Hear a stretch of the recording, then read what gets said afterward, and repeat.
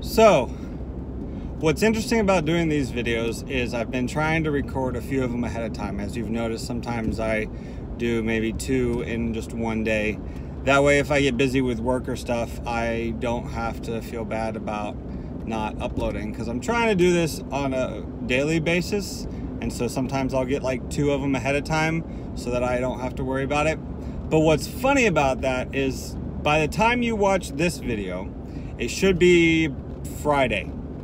And as of the time you're watching this, about a week ago was when I posted the video. I went live on Facebook because I had the opportunity to go to Seattle. And what was fun about that was I saw a bunch of my friends from Kazakhstan. And it was so funny to me because I had recorded some of these ahead of time and was talking about Joy Church. And then I had the opportunity to go to Seattle and see all my friends from Joy Church, old friends from Joy Church. We did like a spontaneous worship time because of the church where we were doing our Plouf barbecue thing. And it reminded me of Joy Church, and it was just such a great time. There are so many aspects of me that are built out of the years and years that I spent growing up in Joy Church in Almaty, Kazakhstan. The changes that we went through. So I think I talked about, no, I didn't. I talked about what Joy Church was like in the aspect of that it was very charismatic. But I also know that I talked about my friend who woke up speaking in tongues. I'm not sure I mentioned that as everything was going down with, so Joy Church has been going on for a while. Dad's been pastoring. I like spoke in tongues, and that was a big moment for me. We had people speaking tongues in the church, and my dad got, to put it mildly, let go from the Presbyterian Missions Agency that he was a part of. And through that whole time, and I don't want to go too much into that now. I mean, there's not much to it. That might be, I don't want to sound disrespectful. There's a lot to it, especially for my dad. It was a huge deal. People who he loved dearly, and major change in his life, and major change in our family dynamics, and trying to figure out where we're going to get support. The ending of the story is God is amazing and connected us with a church in Singapore that we were based under for a very long time.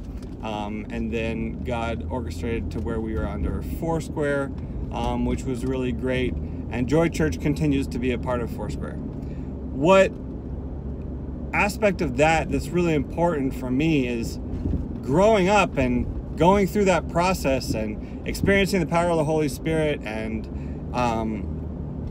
just watching all of my friends go through that. It built this foundation of what I believe. It made me charismatic. It made me a Pentecostal, Spirit-filled, speaking in tongues Christian. And it was so weird coming back to the States. Well, am I getting ahead of myself? I might be getting ahead of myself. I'll try to remember to come back to what it was like coming back to America after living in Kazakhstan, but I don't want to go that far yet. So what happened with the church was it just exploded, man. I mean, it was, people were coming to know Jesus left and right. We had miracles happening left and right. I mean, the coolest part was that for me, and this was something I've gone back and actually talked to my dad about a couple of times in the past. I had friends at school. Although I went to I did a few things. I attended a public Russian school, which wasn't so great. Didn't really like the structure of that, very shame-oriented. For those of you that know what Asian culture and Asian school is like. And I do not work well under that. So struggled there. Then we found a private Russian school, did a little bit better there. Still similar aspects though. And what was interesting about that, here, I'll give you a quick short side note. In that private school, and this will give you a picture of what Kazakhstan was like during this time, and spiritually too, was the school was great. It was a little bit still very Russian, but we I came home one day, and my parents, as always, as you do with your kids, was like, hey, how was school today? What'd you do? And I was like, oh yeah, this and that and this and that. And then in gym today, it was really weird. We had meditation class, and they were like, what? And I forget the exact term for it. It was It's not transcendental meditation. That's something else. Or is it? I don't know. All I know was that my parents were kind of like, what is this? And they went and spoke with the school. And what ended up happening was the school, basically, the gym teacher, his personal religious opinion was he was more of a into meditation and enlightenment and all that kind of stuff, and very beginning stages of the new age kind of deal. And but he was inputting this into the class.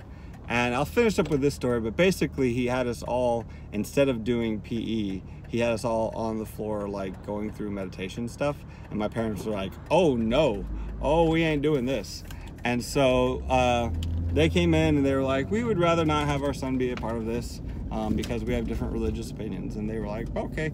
And I mean, that wasn't the downfall, but basically there were a few different things where we didn't agree with the school. And so I think what happened, though, I don't think there was anything major with the school that happened. I think what ended up happening was we heard about a group of missionaries who were doing their own, like, missionary kids school, so like a homeschool co-op type ordeal. So that was most of my schooling growing up in Kazakhstan. But it gives you a picture of just how the spiritual atmosphere was being very open to where people could experience and do different things, which is great. We want that, right? But at the same time, we want to be careful with our kids who, you know, don't always get the chance to say, no, I don't want to do this because it's their teacher. And so that was an interesting aspect. But there was so much of the spiritual aspect of growing up in Kazakhstan that impacted me. And I know I've rambled quite a bit today, but we're going to come back to this because there was a little bit of a flow as to what we saw with the church, where we started, and with this massive growth, my dad was kind of like, I can't just leave. And then he ended up being let go. He decided to stay and pastor the church, and ended up coming up with different aspects and different ways of leading the church to be able to organize and create a structure for the overwhelming amount of people who were participating in our church. I think at one point in time we had about 1,000 people at Joy Church, if not more. So I've got a little bit long today, but I wanted you to be able a chance to look back on that video from last week. Go take a look at it. It's on my Facebook. It was a major, wonderful day of being able to see old friends. And we'll talk to you more tomorrow about Kazakhstan, Joy Church, life of Patrick Weed, and the whole story. All right, talk to you tomorrow.